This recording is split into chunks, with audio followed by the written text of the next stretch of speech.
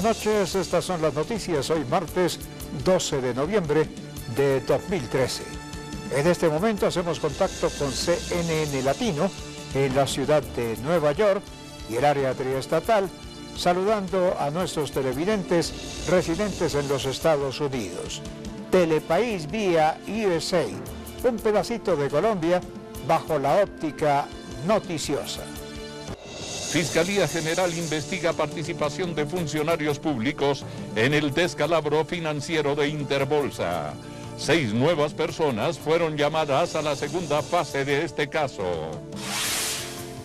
Tragedia en Bosa, en la ciudad de Bogotá.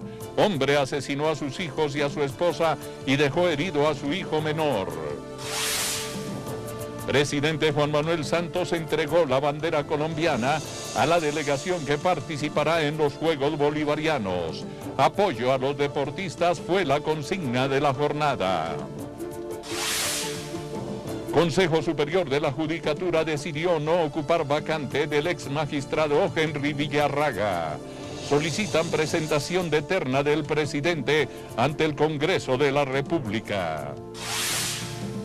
Nuevas denuncias sobre terrenos baldíos en el país. Polo Democrático reveló que más de 7.000 hectáreas en el Meta podrían ser apropiadas de manera ilegal. Continúan investigaciones frente a una posible mafia de robo y venta de tapas de alcantarillas en Bogotá. Se revelaron nuevas pruebas frente al tema. ELN respaldó avance en segundo punto de la agenda de negociación en La Habana. Grupo aseguró que es un gran avance para la democracia del país. Telepaís, con nuestra gente al día.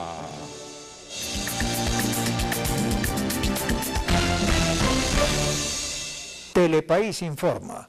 La Fiscalía 39 especializada de la Unidad de Análisis y Contexto llamó a juicio al excomandante de la Policía de Soacha, Luis Felipe Montilla, y el exjefe de la Oficina de Orden Público del DAS, Manuel Antonio González, por su presunta participación en los hechos que rodearon la muerte de Luis Carlos Galán.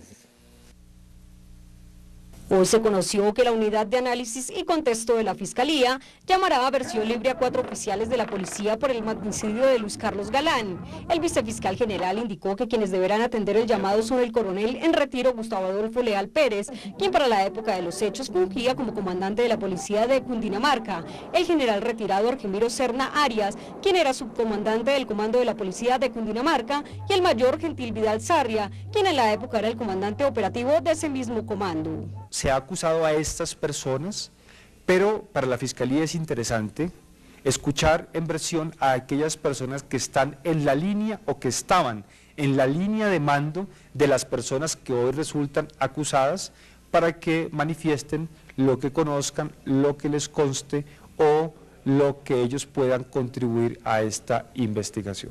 Según el vicefiscal, el ente acusador maneja como principal hipótesis que el magnicidio de Galán se debió a una alianza criminal entre narcotraficantes, paramilitares, empresarios del sector económico y político del país, así como representantes del mismo Estado. Que este plan surgió orquestado del Magdalena Medio, pero que luego se expandió por todo el territorio nacional, que llevó incluso también a el magnicidio de otras personas. Ha encontrado un sinnúmero de coincidencias entre los magnicidios de el doctor Luis Carlos Galán, de los doctores Bernardo Jaramillo Osa y de Carlos Pizarro León Gómez. El vicefiscal señaló que para la Fiscalía las personas asesinadas constituían alternativas políticas nuevas que luchaban contra el narcotráfico y contra el paramilitarismo en Colombia, y que por eso fueron víctimas de estos atentados. Por ello, a partir de las diligencias de versión libre, se tratará de establecer si los oficiales por línea de mando conocieron algún detalle de la actuación de los acusados en el debilitamiento del esquema de seguridad del líder político. En cuanto al caso del exdirector del DAS, general Miguel Maza Márquez, dijo que la Fiscalía estudia y analiza 20 sesiones de indagatoria rendidas por el oficial,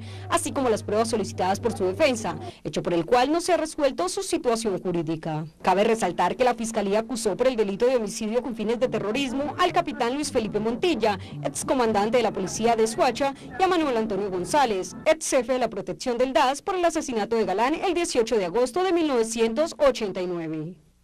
El Polo Democrático realizó nuevas denuncias sobre una posible apropiación irregular de terrenos baldíos en el Meta por parte de una multinacional petrolera que opera en esa región del país. Frente al caso, la empresa señalada sostuvo que en esa zona no es posible una reclamación de tierras porque estos son parte de un desarrollo de servicio público. El senador del Polo Democrático, Jorge Enrique Robledo, denuncia que Pacific Rubiales pretende apropiarse de manera ilegal de alrededor de 7.526 hectáreas de tierras baldías en el municipio de Puerto Gaitán, en el departamento del Meta. Afirma que se trata de un territorio denominado como La Morelia, que está ocupado por campesinos hace más de 10 años. Este es otro caso más de los muchos que podrían mostrarse en el país de cómo, digamos, hay todo tipo de ilegalidades en torno a los baldíos. Acumulaciones ilegales, despojos, desalojos, prescripciones, digamos, acomodaticias ilegales, etcétera. Según el senador Robledo, con esta apropiación indebida de este terreno se estaría violando la ley 160. En palabras de Robledo, Pacific Rubiales pretende apropiarse de un terreno baldío de la nación a través de un proceso de prescripción. El congresista explicó que los baldíos son imprescriptibles y no pueden adjudicarse a grandes empresas, por lo que la multinacional está buscando que le estructuren el predio mediante actos de corrupción. ¿Qué es esto de un proceso de prescripción adquisitiva? Es un proceso mediante el cual el juez termina, digamos, escriturándole la tierra a Pacific Rubiales. ¿Cuál es el problema? Es que si esa adjudicación ocurre, tendría que ser por cuenta de un acto de corrupción de ese juez. Entre tanto, Pacific Rubiales se defiende frente a las acusaciones del parlamentario, afirmando que la información de Robledo no está ajustada a la realidad jurídica. Además, que es falso que hoy en día vivan campesinos en la zona. Asimismo, afirman que hace más de 20 años los propietarios de Morelia realizaron libremente una operación de venta de mejoras y posesión total legal, amparada en el derecho civil colombiano y por lo tanto bajo las normas vigentes de la época. Una tragedia familiar en Bogotá causa consternación entre los capitalinos. Un hombre asesinó a su esposa y a 2 de sus hijos y dejó herido al menor de la familia, quien fue internado en el hospital de Kennedy. Hernando Hernández, autor de este crimen, fue judicializado y enviado a la cárcel Modelo por el delito de homicidio agravado. Hernando Hernández, el hombre de 49 años que asesinó a su familia con un machete, fue internado hoy en la cárcel Modelo de Bogotá.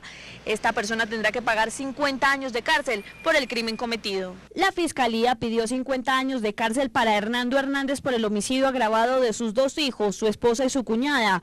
Por otro lado, es acusado de tentativa de homicidio de otro de sus hijos, que se encuentra internado en el hospital de Kennedy. Según la fiscal del caso, Hernández no deberá tener rebaja de pena, debido a que dentro de las víctimas hay menores de edad. La audiencia de imputación de cargos y medida de aseguramiento se llevó a cabo en el hospital de Kennedy, donde Hernández fue llevado después de cometer el crimen. En horas de la mañana, el hombre de 49 años fue trasladado del hospital a una URI de Kennedy, desde donde fue trasladado a la cárcel Modelo de Bogotá, donde pagará la pena. Entre tanto, el hospital emitió un parte médico del niño de 12 años sobreviviente de la tragedia. En él se señala que el pequeño está estable y se recupera lentamente. Por ahora, los médicos no se comprometen a dar un pronóstico de recuperación definitiva. Los familiares del agresor se mantuvieron a la defensiva con la prensa y aseguraron que Hernández también es un ser humano y se puede equivocar. Pidieron respeto y dolor, pues ellos también perdieron a sus seres queridos. Asimismo, los familiares de las víctimas aseguraron que mantienen la idea de demandar al Estado, pues afirmaron que la mujer asesinada había denunciado en repetidas ocasiones las agresiones de Hernández.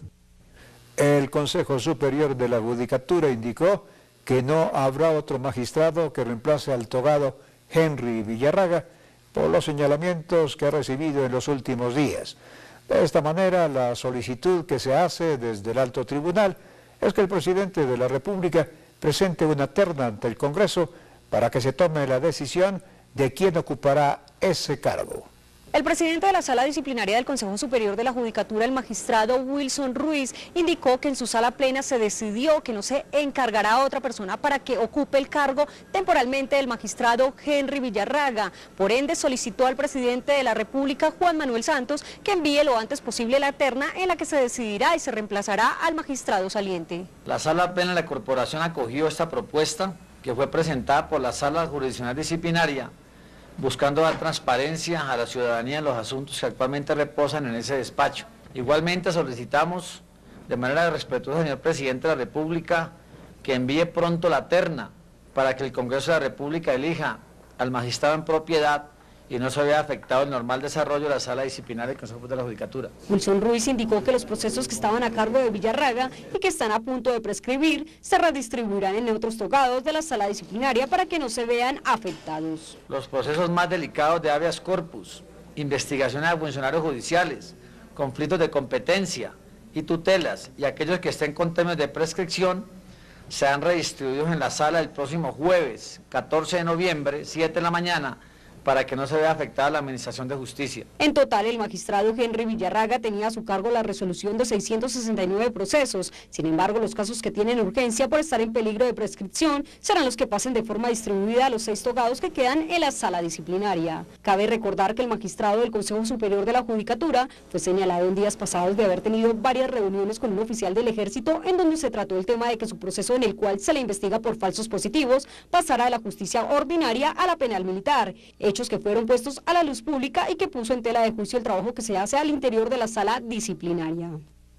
El ministro de Defensa, Juan Carlos Pinzón, reveló un plan que está siendo organizado por la columna Teófilo Forero de las FARC para atentar contra la vida del expresidente Álvaro Uribe Vélez. El jefe de dicha cartera indicó que se reforzarán las medidas de seguridad del exmandatario.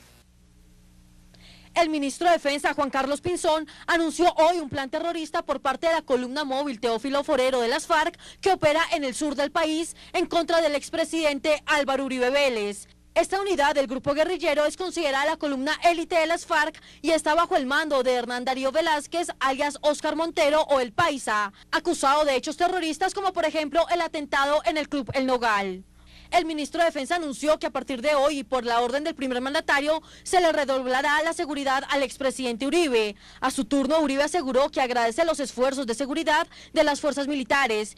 Para el expresidente es inaceptable que con amenazas como estas y luego de varios actos de terrorismo en el sur del país durante los últimos días, se hable de ofrecerle a los guerrilleros curules en el Congreso.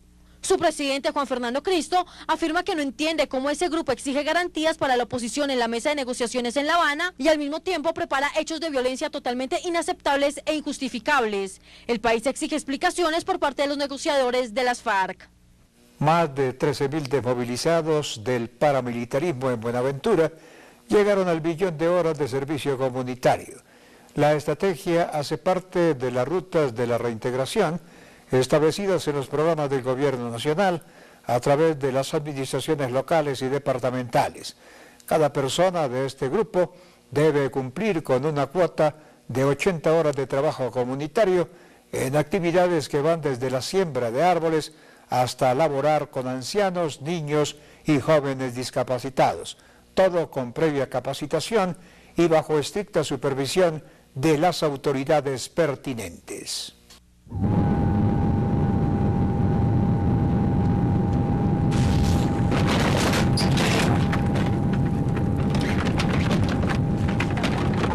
En estos momentos, su dinero puede estar en el lugar equivocado. Tráigalo, Da Vivienda.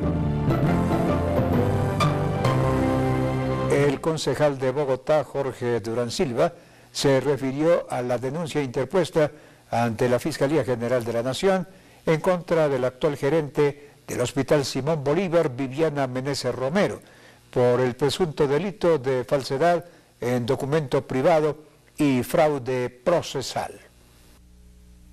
El Hospital Simón Bolívar afronta un nuevo escándalo a raíz del concurso para la gerencia, el cual continúa siendo investigado por las autoridades tras las pruebas e investigaciones realizadas por el concejal Jorge Durán Silva, donde se evidencia que la gerente del Hospital Simón Bolívar, la doctora Viviana Meneses Romero, había presentado documentación falsa para ganar el concurso para la gerencia del hospital. El hospital de Simón Bolívar se presentó la doctora Viviana Fernanda Meneses Romero, quien ella, para que le subiesen el puntaje y cumpliese con los 4 años de experiencia laboral, presentó una certificación, no presuntamente falsa, sino falsa, firmada por un señor William Díaz Rojas, en donde en la certificación aparece que ella fue asesora de la empresa Gestión y Desarrollo Económico, y había contratado con 5 hospitales. Los hospitales en los cuales Meneses presuntamente prestó sus servicios serían el Hospital Pablo VI,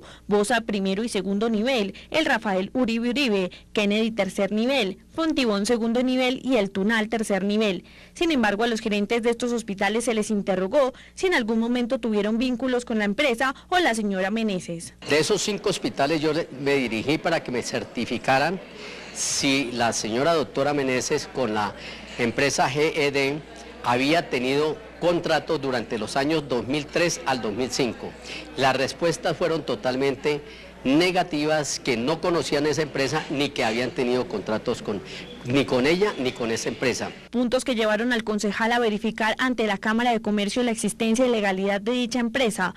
Por esta razón, la doctora Viviana Meneses es judicializada por la Fiscalía 71. Falsedad en documento privado, fraude procesal y peculado, y está pendiente de que a la doctora Meneses la llamen a audiencia de esa imputación de cargos para resolverle la situación jurídica de fondo para la condena o absolución. Durán Silva aseguró confiar en el proceso que llevan las autoridades para determinar si la gerente del hospital es culpable o no. Sin embargo, el concejal no duda de la culpabilidad de la señora Meneses y así presentó las pruebas ante la Personería y la Procuraduría para que las entidades tengan conocimiento de la situación legal de Meneses.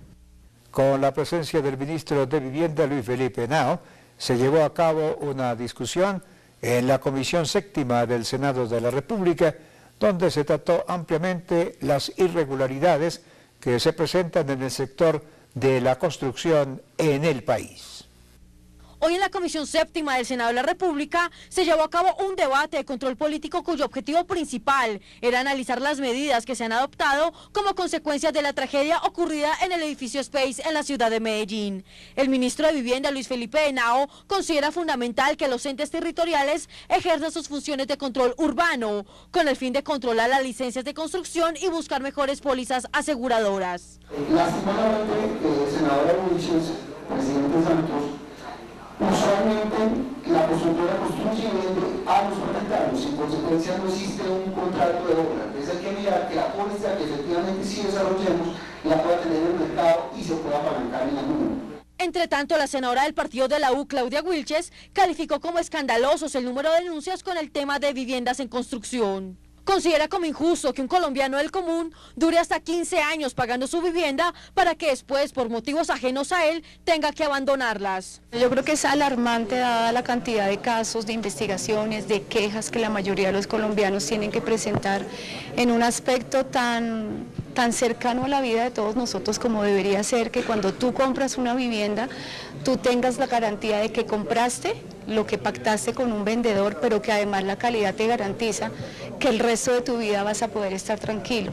Lo que sucedió en Medellín deja ver un drama que es muchísimo más grande de lo que nosotros pensábamos, que a la luz de las investigaciones que se hicieron para este debate demuestran que las deficiencias son muchas, muy grandes. Bogotá, Barranquilla, Villavicencio, Cartagena y Medellín son las ciudades del país con mayores denuncias en sus construcciones. Finalmente, la parlamentaria considera importante que el gobierno nacional asuma y delegue las responsabilidades sobre este tema.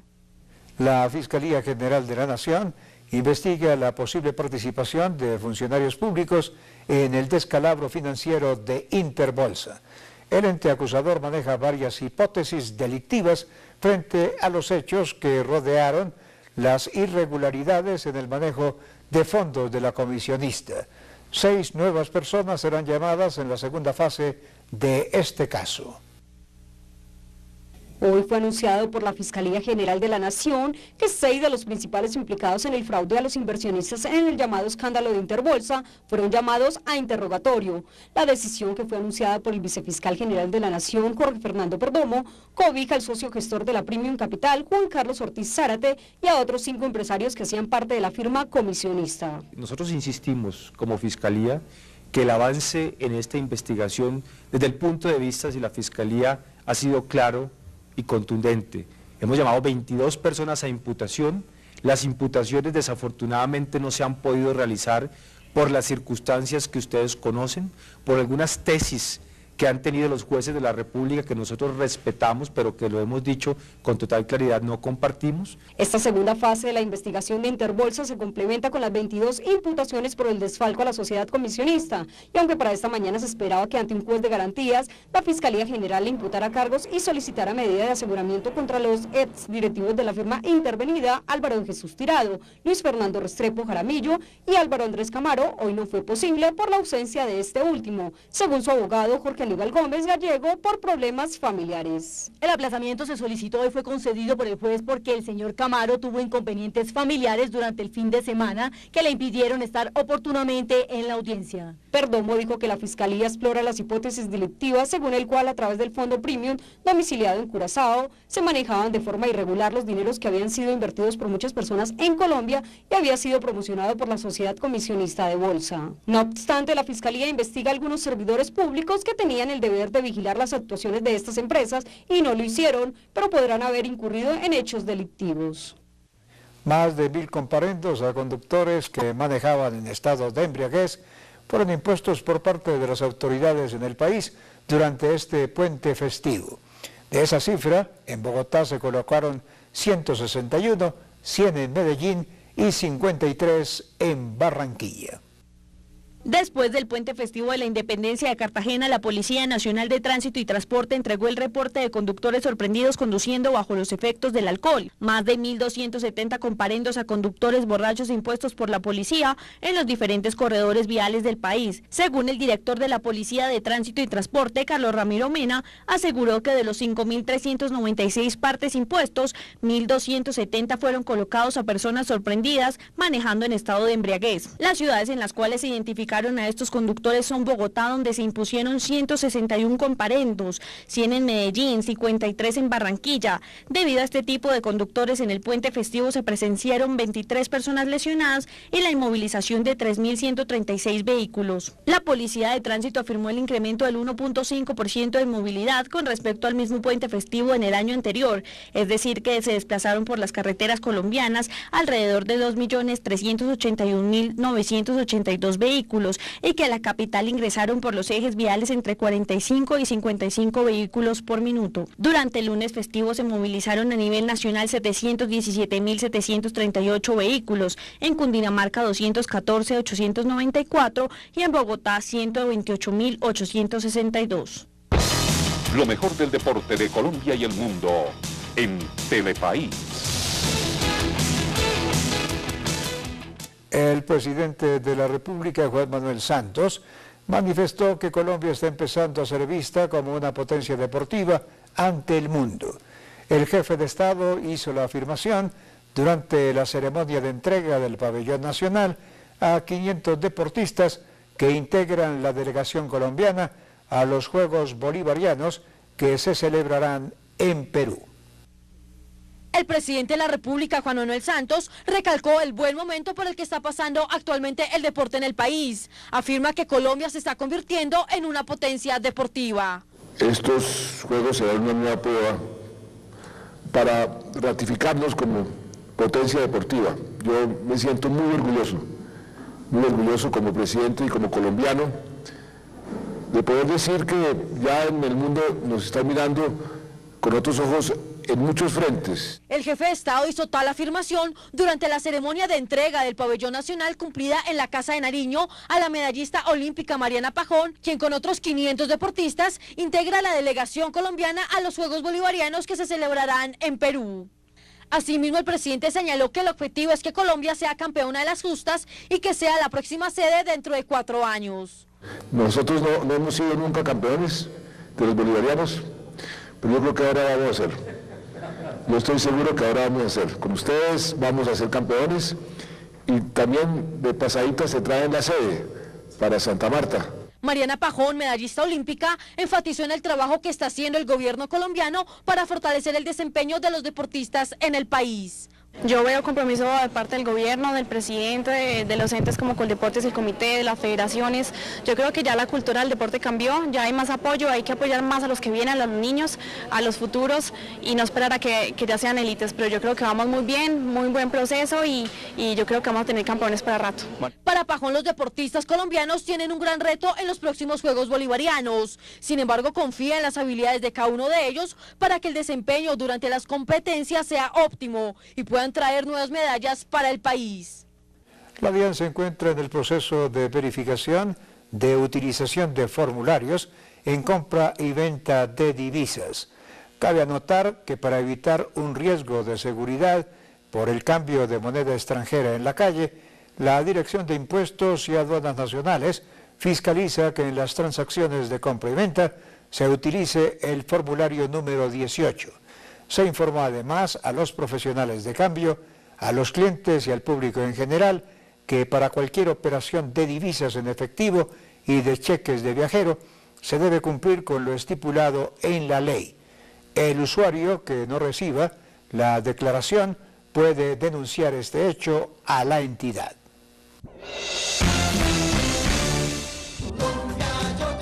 Jorge Barón y su show de las estrellas continúan de gira por Colombia. Atención, municipio de Nopsa, departamento de Boyacá. El domingo 24 de noviembre, acompáñenos en la grabación de nuestro concierto. Esta será una fiesta inolvidable, llena de muchas sorpresas, entrada gratis. Jorge Barón Televisión, una televisión de servicio público. Vamos, vamos, vamos.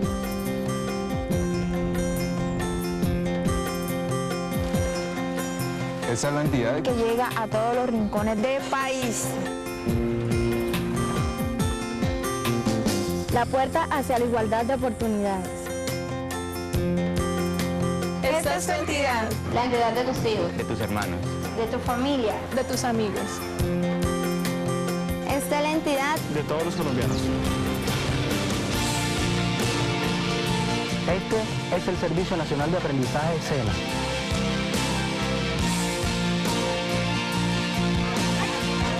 Un SENA justo y moderno, público e incluyente. Año tras año nos mantenemos como la entidad más querida por los colombianos. Este es un SENA público. Esto es construir un país justo. Estamos transformando a Colombia.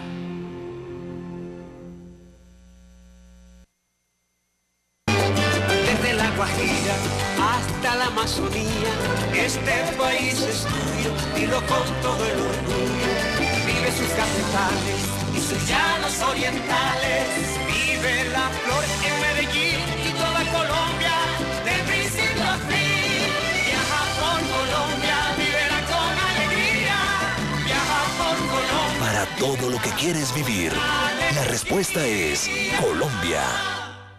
Luego de conocerse las irregularidades que se presentan por el robo de las tapas de alcantarilla en la ciudad de Bogotá, la empresa fabricante de las mismas entregó nuevos documentos que sustentan la venta de estas en otras ciudades del país y que hoy son materia de investigación por parte de las autoridades pertinentes. A raíz de la polémica causada por las tapas robadas en la ciudad de Bogotá, la empresa fabricante de las mismas, Maderplast S.A., dio a conocer documentos que sustentan el robo de tapas y que han sido comercializadas en otras ciudades, como son el caso de Neiva. Dichas denuncias están enfocadas a la recuperación de alrededor de 800 tapas plásticas de polipropileno de alto impacto de uso exclusivo de la empresa de acueducto y alcantarillado de Bogotá, que fueron hurtadas al fabricante y hoy se encuentran instaladas en el casco urbano de la ciudad de Neiva y el municipio de Yaguará, Huila. Dentro de las acciones legales y penales se encuentra demanda por reparación directa por daños y perjuicios, denuncia por irregularidades en contratos y denuncia por receptación. La problemática comenzó desde el 2009, cuando nosotros encontramos un robo de tapas y encontramos que estas tapas estaban siendo vendidas ilegalmente en ciudades, pero lo más grave es que empresas muy importantes propiciando el robo. Dichas tapas robadas fueron compradas en ferreterías en la ciudad de Bogotá por el valor de 50.000 pesos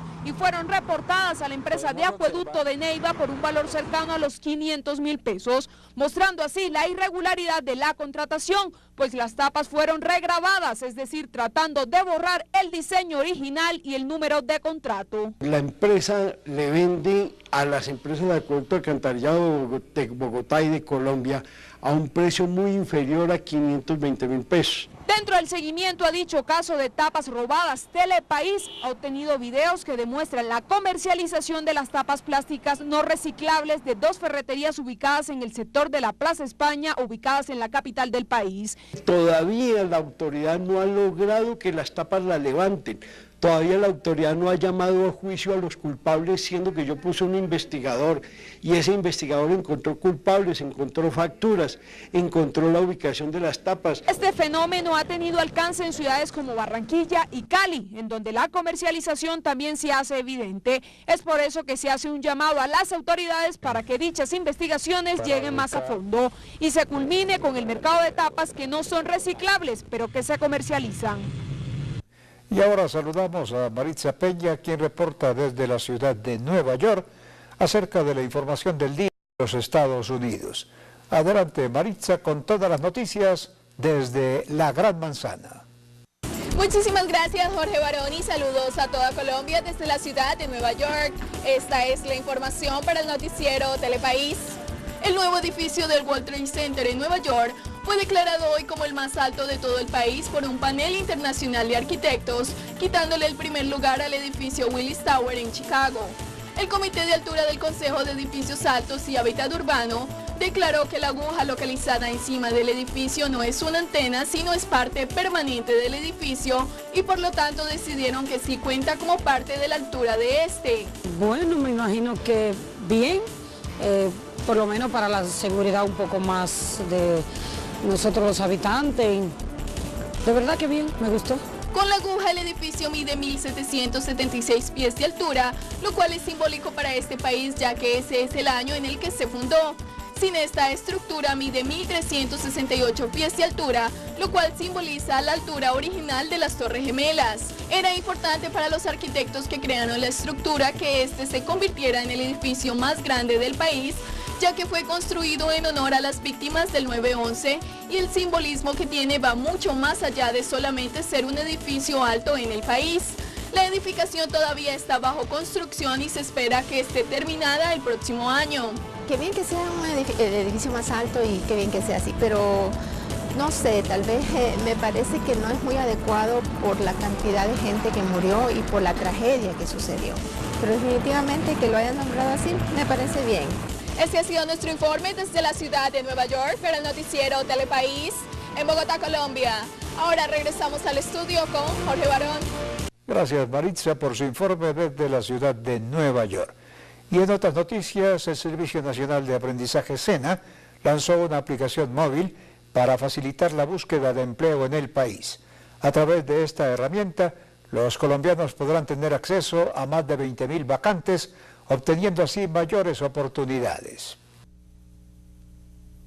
A partir de hoy, quienes buscan una oportunidad laboral podrán encontrarla a través de una nueva aplicación móvil que lanzó el SENA. Se trata de la Agencia Pública de Empleo en una versión para tabletas y celulares denominada Aput SENA. Según la directora del Centro de Formación Laboral, Gina Parodi, el aplicativo no tiene ningún costo y se podrá descargar para los sistemas iOS y Android. De esta manera podrán encontrar las más de 20.000 vacantes disponibles. Este app, con el éxito que ha tenido la Agencia Pública de Empleo pues de siempre, pero especialmente este año, sabemos que va a permitir que más personas tengan acceso a la Agencia Pública de Empleo y por lo tanto tengan acceso a trabajos sin palancas, que es lo que a nosotros nos interesa a través de la Agencia Pública de Empleo. El aplicativo, que según Parodi es una herramienta que acerca aún más las oportunidades de empleo a los colombianos y sin palancas, tiene 4 espacios diferentes que indican el número de vacantes disponibles en todos los departamentos del país, acceso al portal de la Agencia Pública donde aparecen las ofertas laborales por sector, un directorio con la ubicación de las 33 oficinas principales, así como un mapa que permite ubicar la más cercana. En diciembre estaremos lanzando otra herramienta, y es que las personas que estén registradas en la Agencia Pública de Empleo y que hayan puesto cuál es su perfil y cuál es su preferencia, por mensaje de texto también les estaremos informando cuáles son las vacantes que van a tener. La herramienta virtual también tendrá disponible una sección de tips de empleo, entre los que están como elaborar una hoja de vida, recomendaciones para presentar una entrevista laboral, consejos de cómo presentar las pruebas psicotécnicas y otros datos importantes que se deben tener en cuenta al momento de ser preseleccionados por una empresa. Cabe resaltar que durante este año y a partir de esta iniciativa del gobierno y del Ministerio de Trabajo, más de 126.000 colombianos han obtenido un empleo gracias a la intermediación de la Agencia Pública de Empleo, que cuenta con más de 100 oficinas satelitales y 4 oficinas móviles. Sin embargo, la agencia adelanta esfuerzos para que en los próximos días sea lanzado el servicio de mensajes de texto para dar a conocer las vacantes a las personas que se inscriban en la plataforma. El ELN respaldó el preacuerdo del segundo punto de los diálogos de paz entre el gobierno nacional y las FARC y consideró que esto da garantías a la democracia del país. El anuncio fue hecho a través de un comunicado en su página web. Uno de los mayores reparos de este grupo es el proyecto de creación de un estatuto para la oposición que da la apertura a la participación ciudadana. También resaltaron la decisión de crear circunscripciones parlamentarias de las regiones más castigadas, protección para los líderes, acceso a los medios, facilidades para la constitución de nuevos partidos, entre otros puntos. Rápido de pedir y aprobar. Así es el crédito rápido del Banco Avevillas, que presenta los indicadores económicos.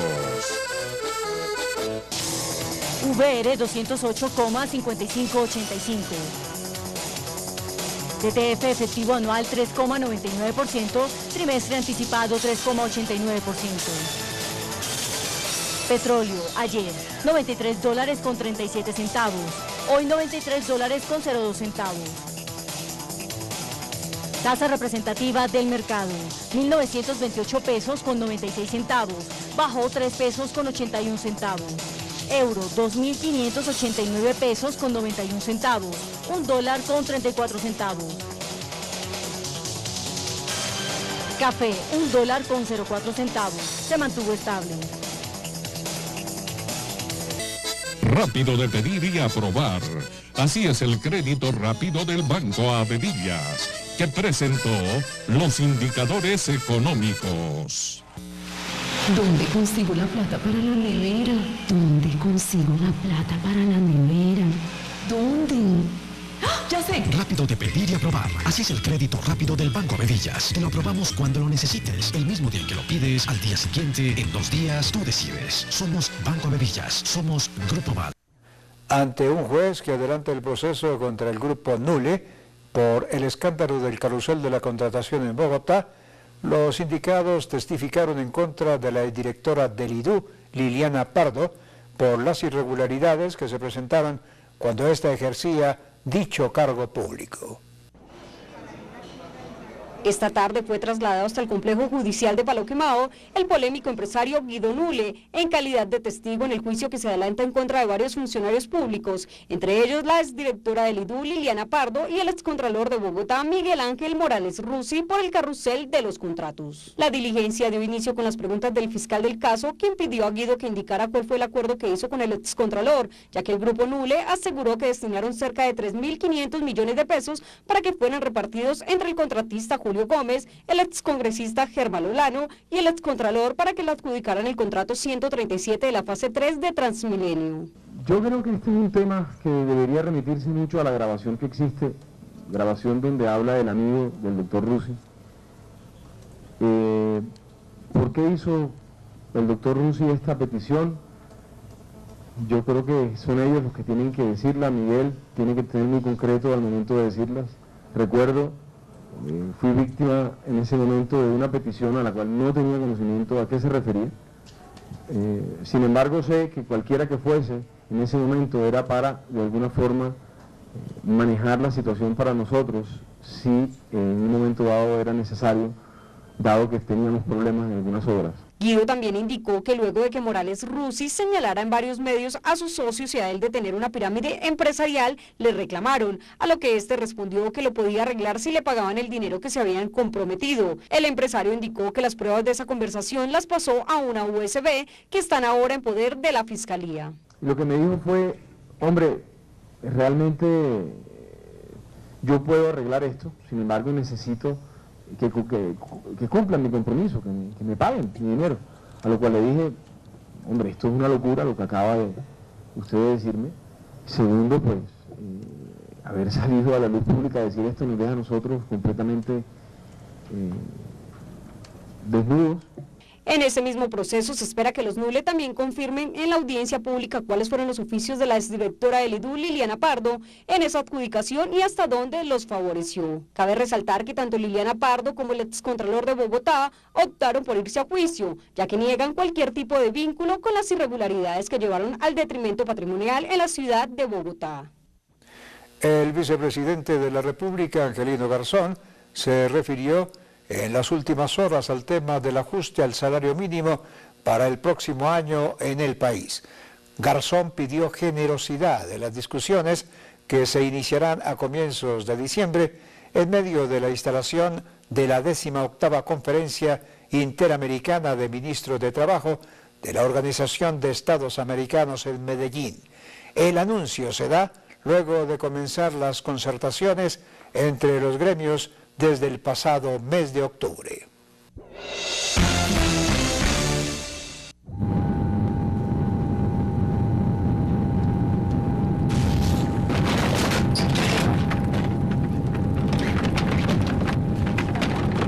En estos momentos, su dinero puede estar en el lugar equivocado. Tráigalo, Da Vivienda.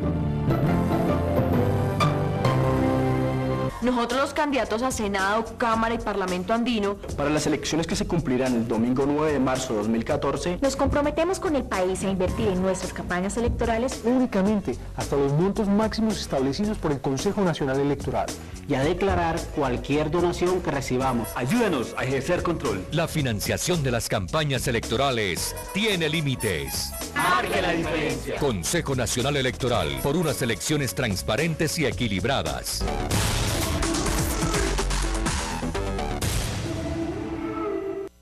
Amigo transportador, el Ministerio de Transporte tiene más de 1.1 billón de pesos para que los transportadores que tengan vehículos con una antigüedad de más de 20 años y un peso bruto vehicular mayor a 10.5 toneladas participen en el programa de renovación del parque automotor de carga. Chatarrizando lograremos la disminución de la accidentalidad, el ahorro de combustible, la reducción de gases contaminantes y transportadores más competitivos. La meta es chatarrizar 30.000 vehículos. El proceso es cada vez más ágil y no se necesitan intermediarios. Para mayor información y programar una capacitación, comuníquese a la línea nacional 018-11-2042. Esto es construir un país moderno.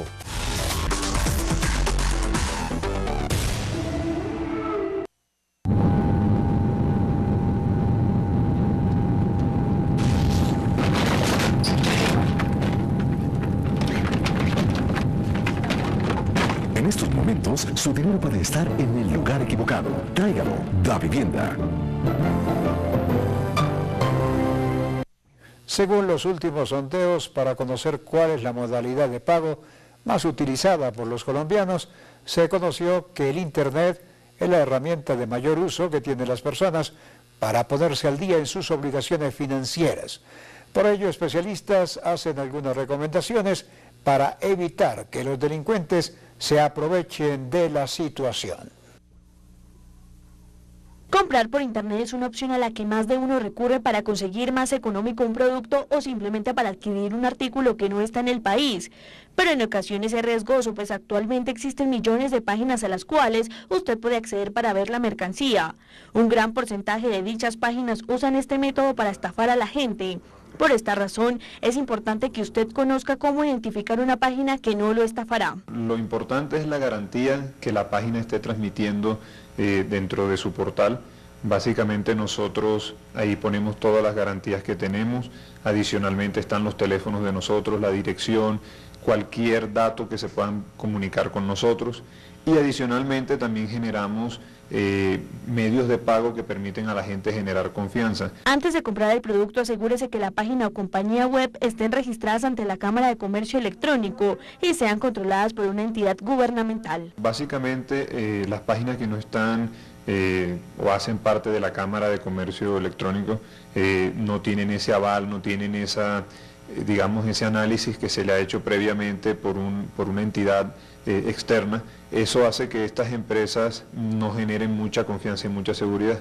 Por otro lado, el mayor número de compradores por la web son jóvenes, debido a que estos son los que constantemente hacen uso de la red. Normalmente va muy relacionado con la edad. Normalmente las personas que están entre los 20 y los 30 años son los que más se acercan a Internet a comprar, pero también estamos teniendo un auge muy bueno de personas mayores de 50 años que normalmente no están muy familiarizadas con el computador y que prefieren salir a la calle a comprar. Cada vez son más los que están usando Internet para hacer sus compras. Un mercado que es bien recibido por la gente, pues en el mes este tipo de compañías reciben alrededor de 5.000 pedidos. Los productos que más se venden son los libros universitarios. Lo más importante es que usted tenga mucho cuidado con sus datos de tarjetas de crédito y analice muy bien las formas de pago que le ofrecen. Y estas fueron las noticias en Telepaís. La cita de mañana aquí por el Canal 1 y CNN Latino en la ciudad de Nueva York y el área triestatal. Y recuerde, mi gente de Colombia, que somos un país echado pa'lante. Muy buenas noches y hasta mañana.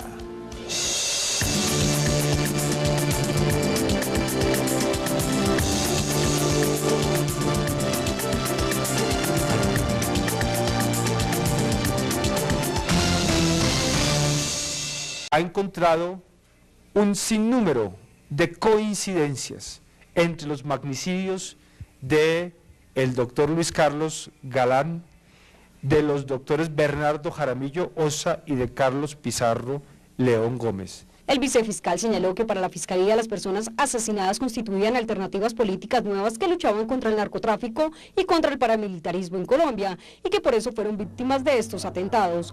Por ello, a partir de las diligencias de versión libre, se tratará de establecer si los oficiales por línea de mando conocieron algún detalle de la actuación de los acusados en el debilitamiento del esquema de seguridad del líder político. En cuanto al caso del exdirector del DAS, general Miguel Maza Márquez, dijo que la Fiscalía estudia y analiza 20 sesiones de indagatoria rendidas por el oficial, así como las pruebas solicitadas por su defensa, hecho por el cual no se ha resuelto su situación jurídica. Cabe resaltar que la Fiscalía acusó por el delito de homicidio con fines de terrorismo al capitán Luis Felipe Montilla, excomandante de la policía de Soacha, y a Manuel Antonio González, ex jefe de la protección del DAS, por el asesinato de Galán el 18 de agosto de 1989.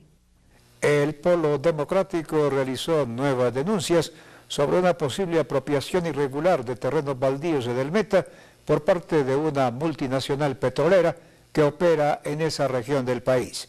Frente al caso, la empresa señalada sostuvo... Y Villarraga solicitan presentación de terna del presidente ante el Congreso de la República. Nuevas denuncias sobre terrenos baldíos en el país.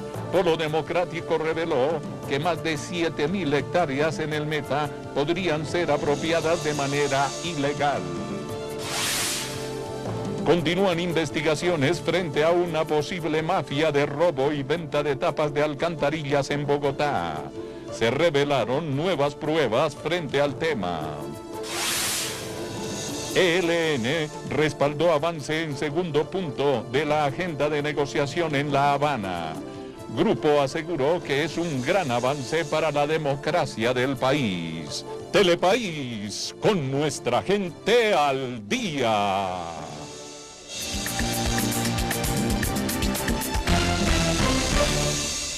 Telepaís informa.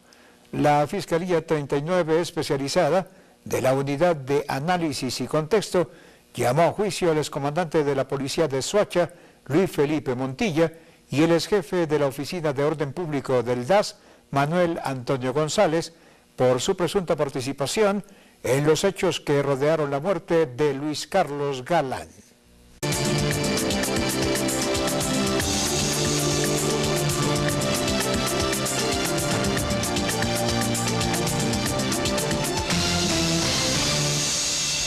Muy buenas noches, estas son las noticias hoy martes 12 de noviembre de 2013. En este momento hacemos contacto con CNN Latino en la ciudad de Nueva York y el área triestatal, saludando a nuestros televidentes residentes en los Estados Unidos. Telepaís vía USA, un pedacito de Colombia bajo la óptica noticiosa. Fiscalía General investiga participación de funcionarios públicos en el descalabro financiero de Interbolsa. 6 nuevas personas fueron llamadas a la segunda fase de este caso.